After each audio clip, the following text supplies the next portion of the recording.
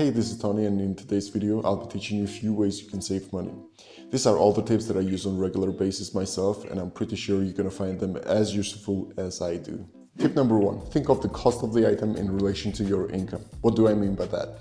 If something costs $100, think about how many hours should you work to make those $100. That's essentially what you're paying for that item. If you're thinking about buying an expensive designer pair of shoes, think about how many hours will it take you to work to be able to afford them. All of a sudden, that trade doesn't seem that fair, does it? I'm pretty sure no shoe is worth 1 or 2 weeks of your work. This will help you understand whether or not you truly want the item, thus making your purchasing decisions more rational. Tip number 2, no impulse shopping. Ask your gym bro friend, they'll tell you, you should never go grocery shopping on an empty stomach. On an empty stomach, you have heightened sense of how much and what you can actually eat. You have more cravings, and even the types of food that you would normally disregard seems kinda tempting right now. Not only that, but companies inside and outside of the grocery stores are trying to get us impulse shopping at all times, 24/7 basically. You may not be the type of person to wear sunglasses, but those sunglasses that came up while browsing the internet may seem cool.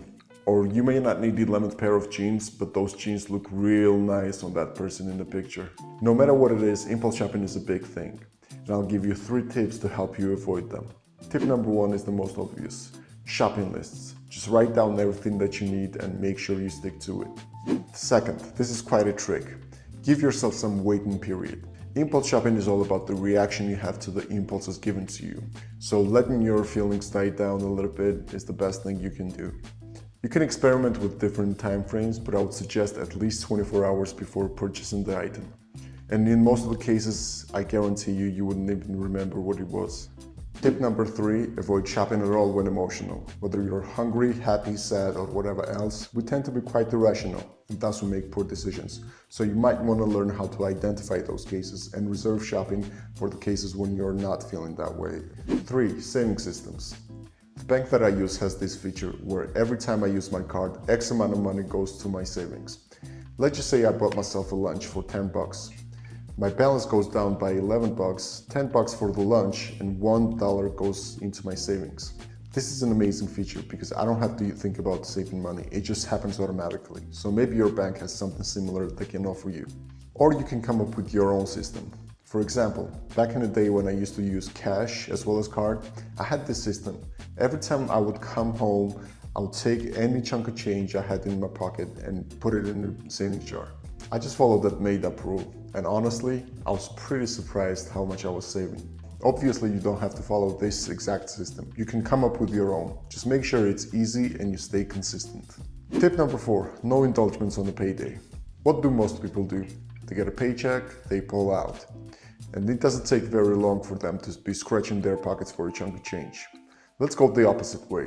When you get your paycheck, don't think about celebrating. Just go through life as you would normally do, and plan your indulgements at the end of that period. You will enjoy your indulgements far better, just knowing that the next paycheck is around the corner. Tip number 5, budgeting. Write down all your bills and expenses that you have. Basically figure out how much you need any given month. Whatever the amount is, try to gamify it. Maybe there's a phone plan that costs less, or instead of going out, you can cook at home. Aren't you interested in how far you can push it? Well, don't starve yourself for something. Keep it in realistic means, but this will help you identify the areas of your life where you needlessly overspend. Tip number 6, save 100, indulge in 50.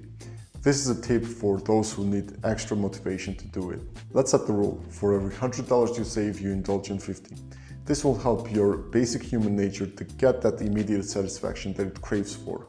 And even though technically you are taking money out of your savings, it's better to save half as much than not at all. An extra tip, tip number 7, financing.